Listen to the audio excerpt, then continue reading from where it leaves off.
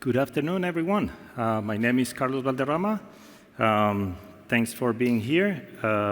Today, I want to talk about something that is a little bit, let's say, popular these days, but it's been popular for a long time in different environments. This time was impacting in our region, but over the last few years, we've been experiencing these type of situations in some of the regions. I have been honored to participate in this type of incidents and managing these type of situations. So what we're going to cover here is how to respond to a national or even global level blackout incident, right? Because sometimes that happens, right? We know that. So let's try to have a look what it is, the tension, the stress you need to go through, all the different parties that need to get involved there, and how we can really manage the situation. We'll learn a lot about the process and about how a human is important here. Okay, anyway, let's start this over. Video will help, but anyway, this is more like a human exercise. As I say, I should have started this stating this is a probably one of the little non-AI talk here. Why? Because AI is not needed and is not helpful at all for this exercise. This is only for humans. You can, of course, pivot on AI at some point, but for this whole process, if you don't have prepared, experienced humans, then you're going to fail, which is what we're used to anyway. So let's have a look at what it is. We have an incident. We don't really know what's happening. We have that feeling that something is happening. Why? Because we don't have even a phone call, right? We have it's a full blackout, right? Then, based on that, we need to start guessing what's going on, right? Why cyber incident? Because 99% of the society today is fully digital, right? So if it's not a cyber attack, there is something where the technology is involved. So anyway, you want to start this as a cyber attack. You don't really know, so you need to consider the worst case scenario. So that's what we're doing here. This scenario describes this situation where we have no power at all. We have no phones, so we start with the most critical situation here, which is how we're going to start this crisis committee, a war room, if you will, when you cannot communicate to the members of that war room, right? I cannot call the person that is, maybe in Madrid, maybe in a different city, and say, hey, we need to get together. We have a situation here. We have no communications. So this is the first thing we need to analyze. Why don't we have a backup system to call us, to have communication, reliable communication? This is the first thing we need to analyze here. So let's have a look at the whole process. It's a shame that I cannot project this, but there is a very well-defined process by NIST when it comes to having this type of crisis. So number one is war room, okay? Let's get together, the right authorities there. We need representatives from all the key players in that environment, right? So we're talking about power, so we need to have public sector, we need to have, no, is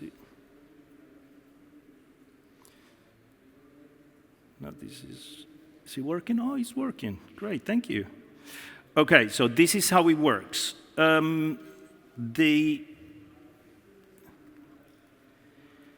initial phase is let's define the key people that need to intervene there, right?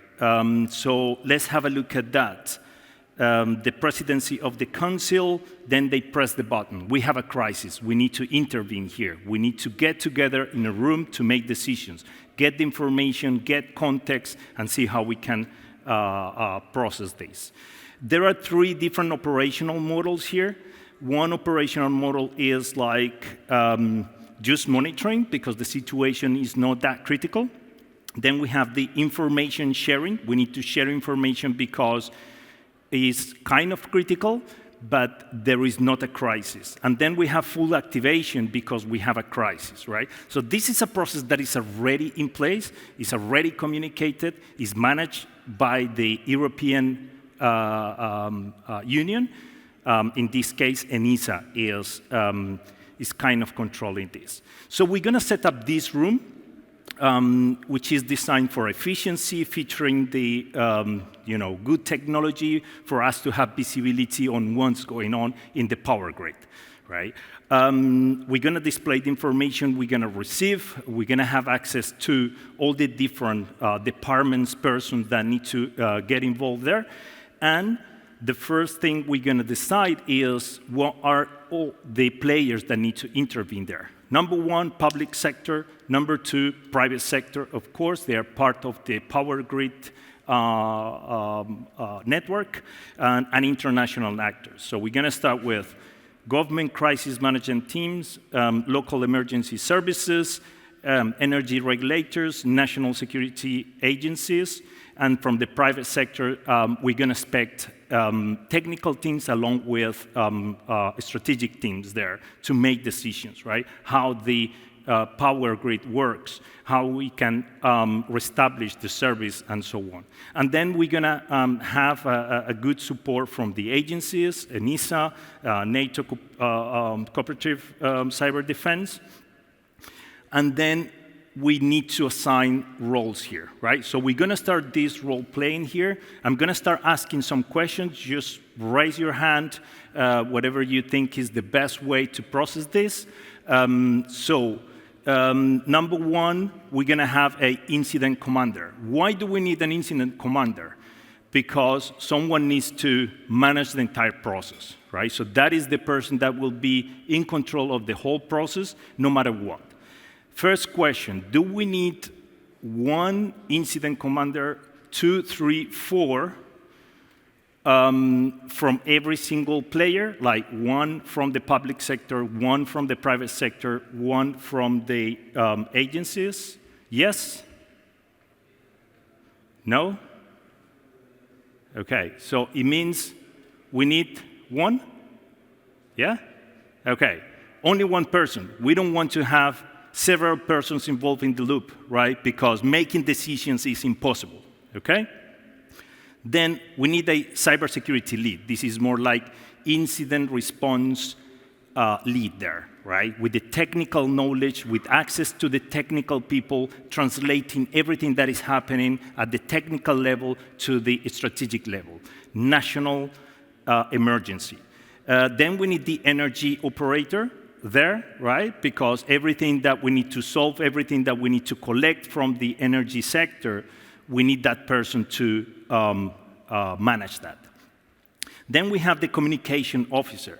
We need someone who can take care of the communication. We need to communicate to the society, to the press, to different persons here, different institutions. And media is just, pushing to get official communication here. So there is a person that is doing this in a daily basis with the right knowledge, with the right skills to manage the situation here. Because if we put the incident commander there to push for this communication, it might be very technical, it might contain sensitive information we don't want to share, right? So this is why we need to have this communication officer in the loop. Then we have the emergency services coordinator, because there might be an emergency, national emergency, right? We have no power. What about the hospitals? What about the trains, ships, right? Critical infrastructure. How do we manage that, right? And then we have this international liaison, which is a fantastic role for us to connect with international agencies to collect information, intelligence about how to proceed with this, right? I'm going to share a little bit the initial starting point and a scenario. So we start this. This is happening with a clear objective, the starting point, setting the scenario objectives roles here, right? War room activities is we display all the information, we create these roles. The atmosphere is really, really urgent. Maria Gonzalez is sharing her thoughts about this. We're facing a cyber attack. It's confirmed. We have a cyber attack, so let's move quickly. There are some references here, so everything is based on international standards, so I'm not kind of using my own approach here. I'm just using international standards here. So let's dig into the incident detection assessment. The objective here is to detect the cyber attack and assess the scope, how big is this, right? This is based on a NIST, again, standard. I'm going to keep looping the standards here because it's important to know I'm not reinventing the wheel here. Attack detection. Okay, so the attack was detected at 12. There is an unauthorized access to SCADA system, which was identified half an hour before the real attack. The early detection enabled the incident response team. So we have an incident response in place that was at 11:30, right? So when we have the blackout, there was an initial activity there, initial analysis, investigation. So that is good because we don't need to start without power. And of course, we're talking about critical infrastructure. Some of that critical infrastructure, they have generators. So we can still run part of the investigation there. Question. Do we want to keep investigating based on what we know right now, or we want, that's the first question. Do we want to keep investigating? 1, 2, 3. Do we want an initial report? More. Yes, it's number 2. We want an initial report because we know enough. There is a confirmed cyber attack. If we keep investigating, we might be too late to make decisions, right? So we're going to keep investigating in parallel, but first thing is I want to report. I want to brief about the real situation here. Okay, so Carlos comes and says, there is this unauthorized access and there is a zero-day exploit there that is associated with a phishing attack. And then Anna, who is the energy operator, confirms 90% of the substations are completely offline. So southwest of Spain is really, really bad, almost 100%, no power. So critical situation. Maria Gonzalez activates the incident response team, and Carlos confirms the scope and Anna, the outages. So it's like we have full confirmation, a good report to start the whole process. This is the real situation, right? So this is the kind of information I want to have in the war room.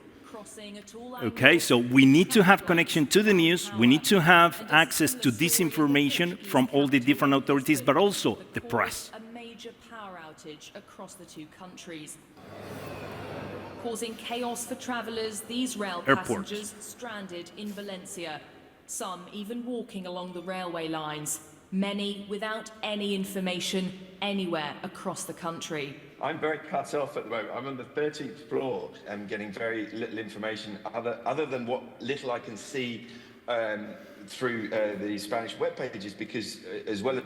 Without digging more into that, we know it's that critical, right? So massive, massive outage. We don't have information. We don't have communication. So let's try to scope this. We have identified, especially in the south of Spain, that is massively disrupted. So we might expect some real emergencies there. No hospitals, no airports, no basic services for the society. So let's try to measure the risk, but we need to take action here because it might be too late. We start receiving some information about the power grid, like, okay, now we know the starting point, the patient zero here, how are we gonna act here? Where are we gonna start? It's really complex, as you can see. This is the whole power grid. This is the entire network. So we need to make decisions.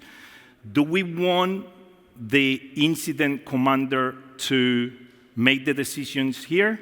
Yes.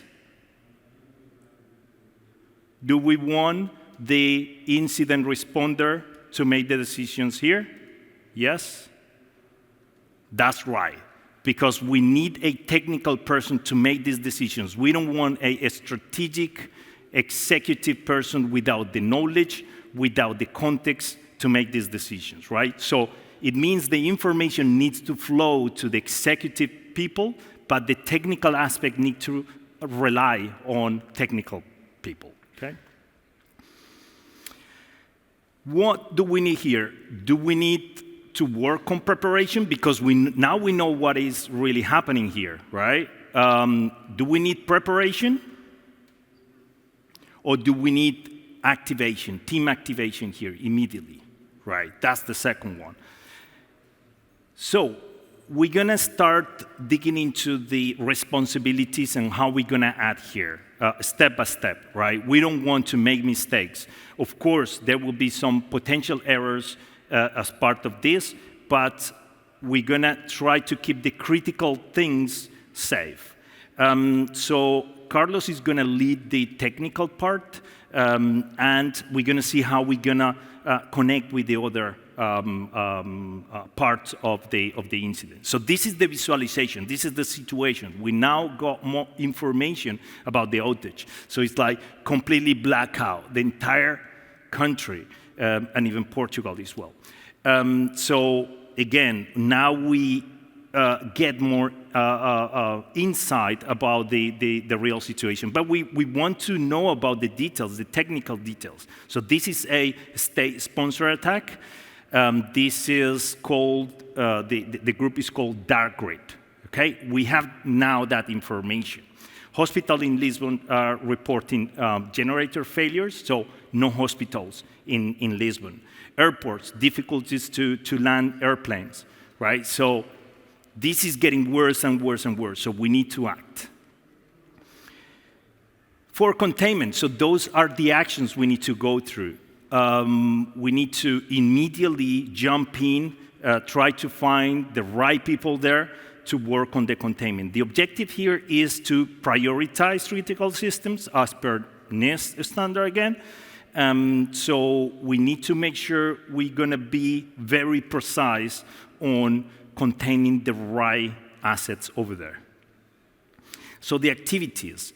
Carlos will lead the system that will need to be isolated in the SCADA system, and making sure that isolation won't impact on basic services.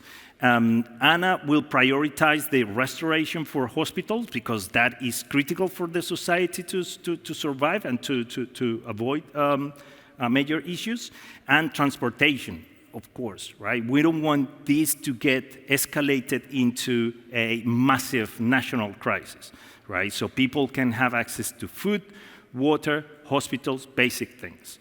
Luis will be preparing an initial draft for public statement, which is impacted or, let's say, affected by some rumors. There are rumors about, oh, there is a terrorist attack, there is a lot more panic here. So we need to reduce the panic. We need to just deliver the right information there to say, listen, this is under control. It's a cyber attack. We know what we're doing, right?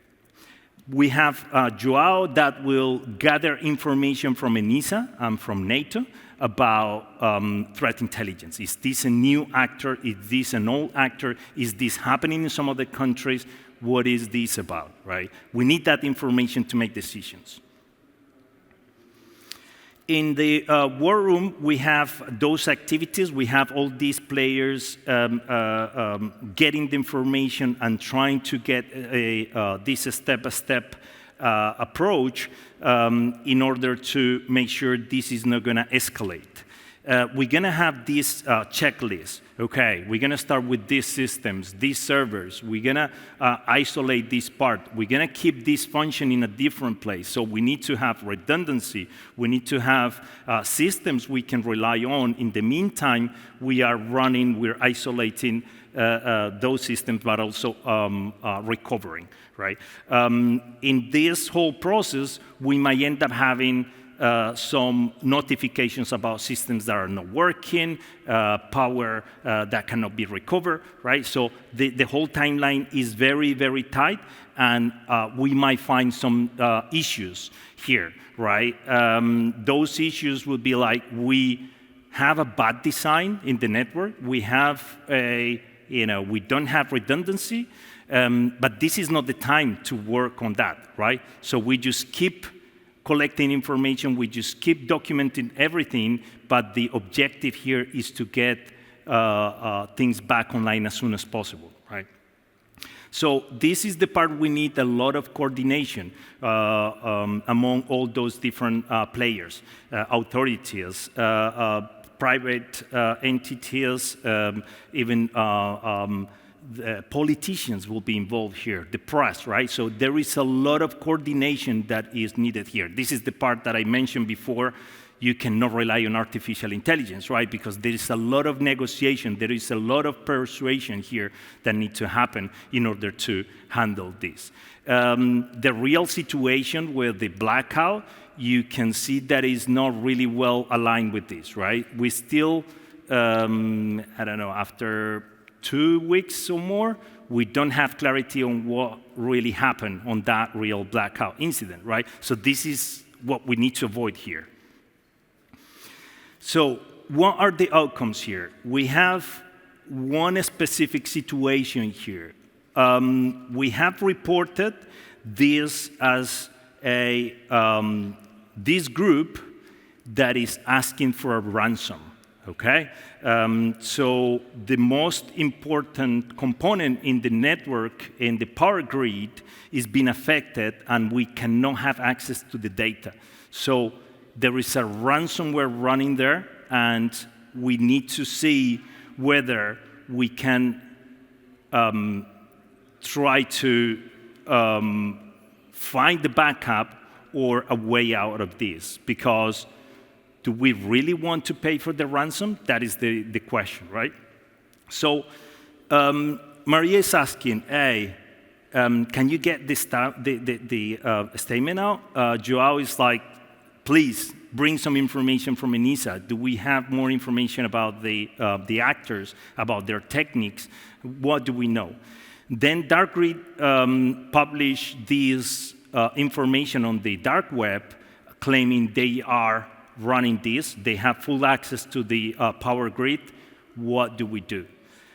Do we pay for the ransom? Do we keep investigating? Okay, we keep investigating. So let's see what we can find.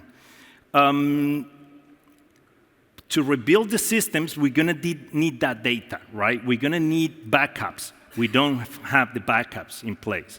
So we are in that contradiction. We still need the data, we don't have the data, and the question here is, can we trust the attackers? They have the data, and if we pay the ransom, they get the data back to us? Or we cannot trust the attackers, and we need to keep trying to recover the information, because at the end of the day, they're not trustable people, right?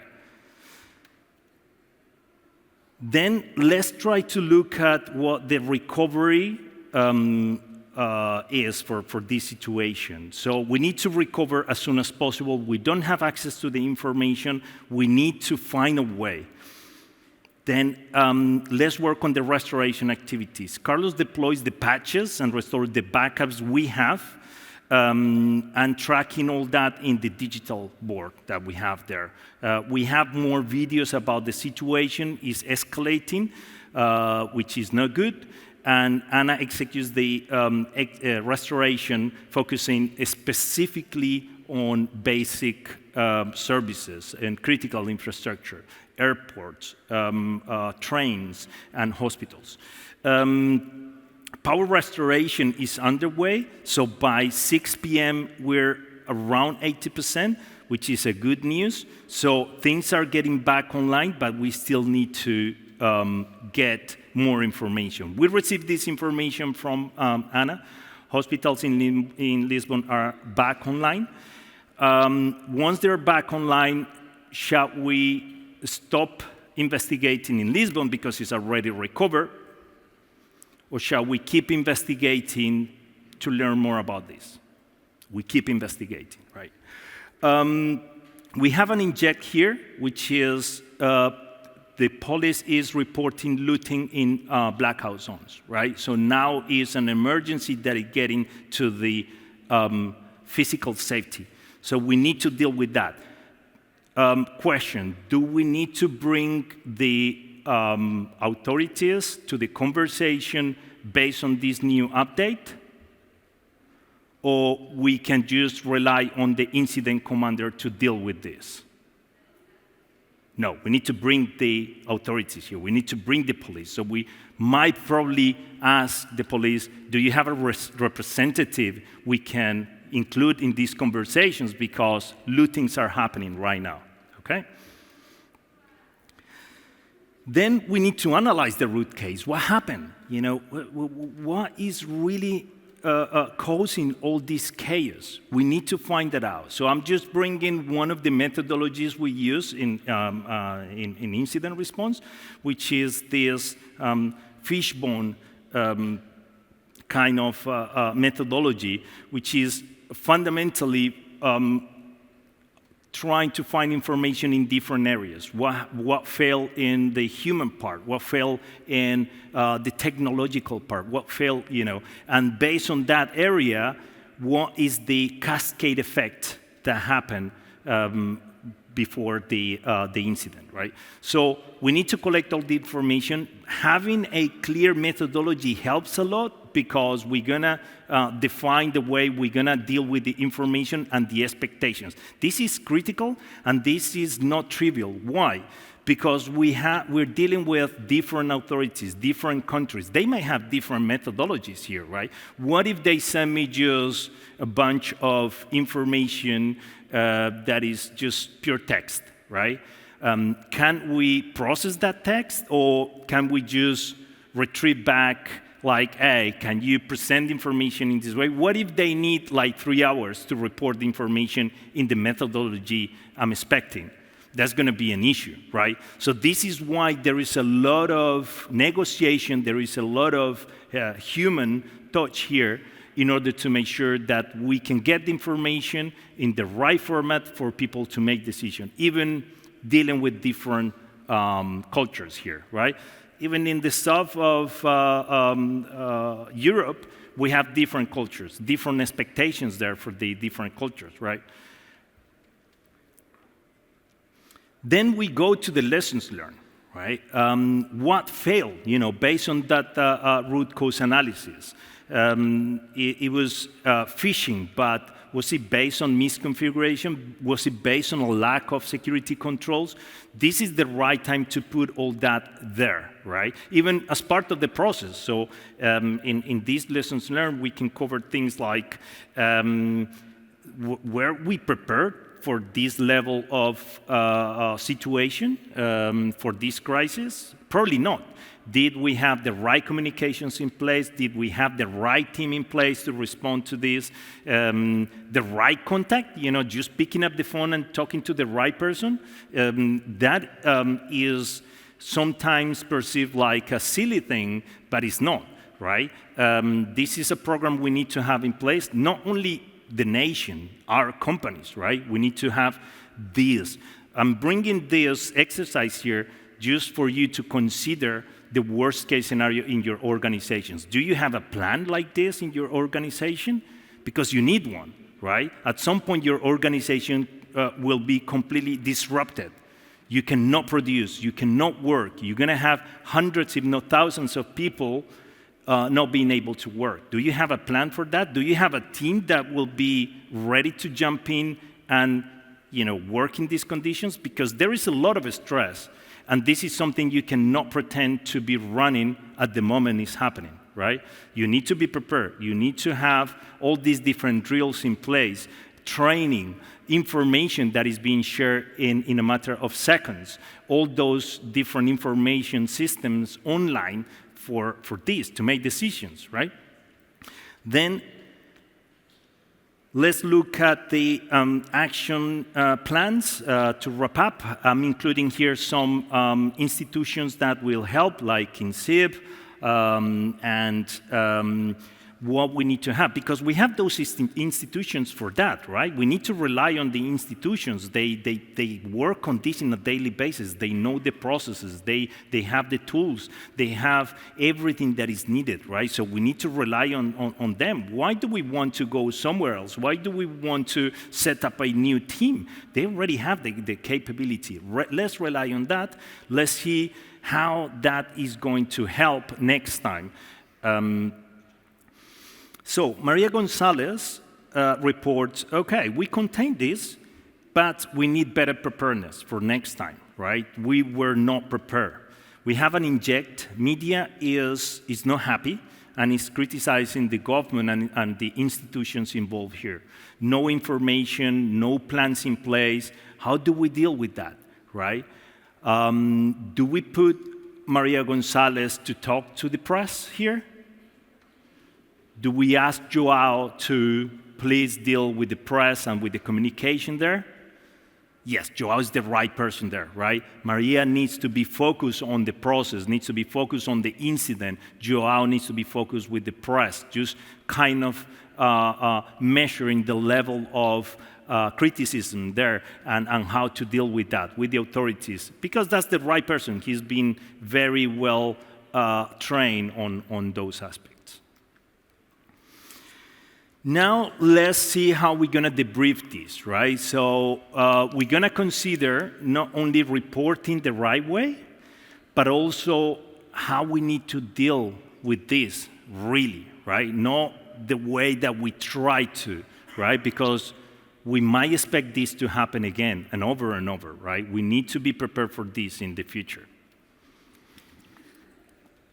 So the team engaged in a very constructive way.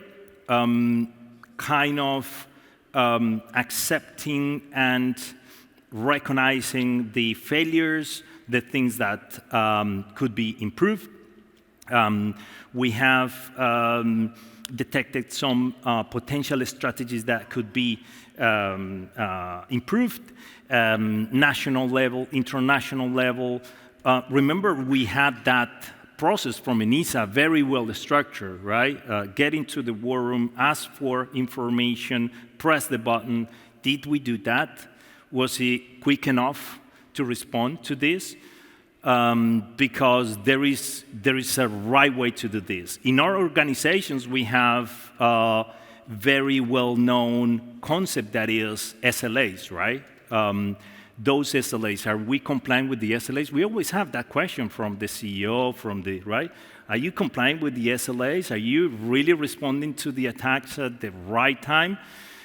Why don't we have the same thing with the authorities? Why don't we have that with the institutions, right? They need to be SLA compliant, right? Because we're talking about basic services in our society, right? We need to have access to the hospital, no matter what. So there should be a plan to have the hospital running, right? Then let's see how we should do this right. So this is the public briefing that I would expect from here, right? So this is a press conference involving different countries, different players here. This is the right way to communicate. Right. So we start with a very sophisticated cyber attack that is struck in our nations and causing a massive crisis in our country. So that is the starting point, right? Very strong statement. This is where we are. This is what we suffer. So everyone understands kind of the level we're dealing with. So it's like we're not downgraded, we're not upgrading this, we're not overacting. It's like, this is what it is. It's really stressful. It's not good, we're not happy with this, we're not proud with the things that happened and how we reacted to that, but it is what it is, right? We need to kind of embrace the situation. So we can list all the different affections, transportation, all those basic services that we had disrupted. We acknowledge the impact, massive impact, national level, blackouts, hospitals, failures, everything failed. Why? Because there was a cascade effect, so we need to explain why. Right? We don't need to be very technical, but at least we can explain, the way our power grid works created a cascade effect, right? Once this specific node failed, we had all the rest of the nodes failing. And based on the fact we didn't have communication, we cannot just grab the phone and call the operator in that region like, hey, turn it on, right? It took us like 6 hours to get the communication back to the operator, right? It needs to be explained, right? I would appreciate that, to be honest, as a citizen, right? Because this is the way we operate organizations as well, right? Would you expect, in this case, the government and all these players there, during that incident, to have mobile phones to communicate? Do we really expect for them to have like a backup system to communicate in case mobile phones don't work? Right? That's what we expect. And it's not happening, right? Okay, so we acknowledge the impact, and then we're gonna state what our response here, what we did once we found that situation, right? So all the national agencies engaged. It was very positive the way every single institution was open, collaborative, and helped with the situation. By the end of the day, we had 90% of the power grid back online. We have the NATO cooperation and NIST cooperation, so that is the area where I want to communicate what we did as, as a response of what we had, okay? We need to be very transparent in my opinion, so everyone is aware of how stressful this is and how difficult it is to manage this situation. And then after that, we have the lessons learned. What we learned from that, right? We failed, we know that. We didn't have the right communication backups. We didn't have the right team prepared, right? We didn't have the training in place for people, right? So we had just, operators without the right information, without the right process in place there, which is really stressful. Imagine yourself being an operator in those conditions, right? You don't really know where to go. What do you want me to do? What do you want me to trigger? I don't really know, right? So we have these lessons learned, which is training, improving the whole process here, because the process is not there, it's not in place. We need to strengthen the collaboration between the agencies, right? I haven't seen a real communication between the agencies during the real incident. Just to confirm, hey, this wasn't a cyber incident. It was just like operational incident, but at least we managed to have a look at that, to have the specialists look into the logs, look into the detection mechanisms. Yeah, no detections, yeah, no anomalies. It was purely operational. But we need a statement about that, right? Of course, gratitude here, and then closing notes here. This is kind of what we expect here. Again, I want you to think a minute on this, how you can relate to your daily activities in your organization, because this is what you want to do. Even when you have suffered a ransomware attack, you need to communicate for employees to be, communicated the right way, in a transparent way, and you can deal with the situation, right? And we're humans, right? We can make mistakes. Next time, we'll react better. So let's try to have a look at the timeline analysis here. This is like the right one. This is what I would expect, right? So we have this initial access here that we detected at some point as part of the investigation. We detected and found the patient 0 there, okay? First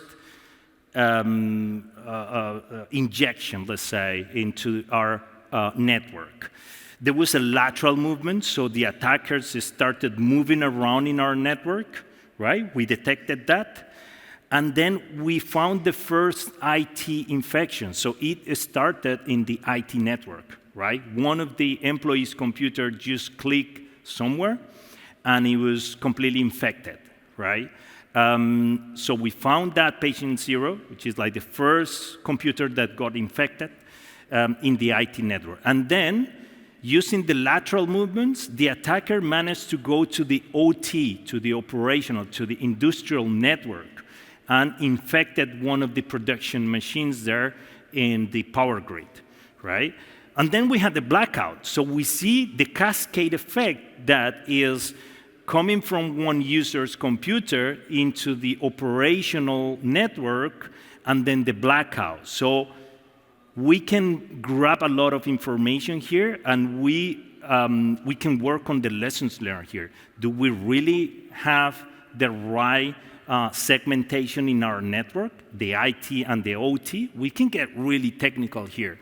But in this case, I want to keep it more in the process for this exercise. Then we have initial containments, right? We know there's a blackout. We know that prior to the blackout, we had some detections, ransomware, and some other code injection and infections there.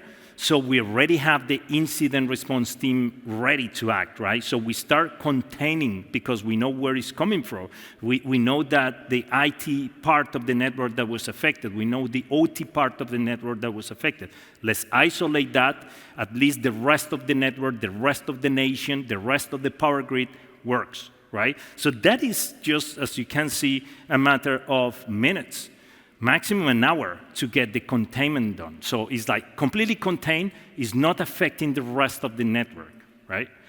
Then we have this power recover, 80% because is isolated. So we might expect some blackouts in some regions because of the isolation. We're going to work on that, but at least we guarantee 80% of the power grid working.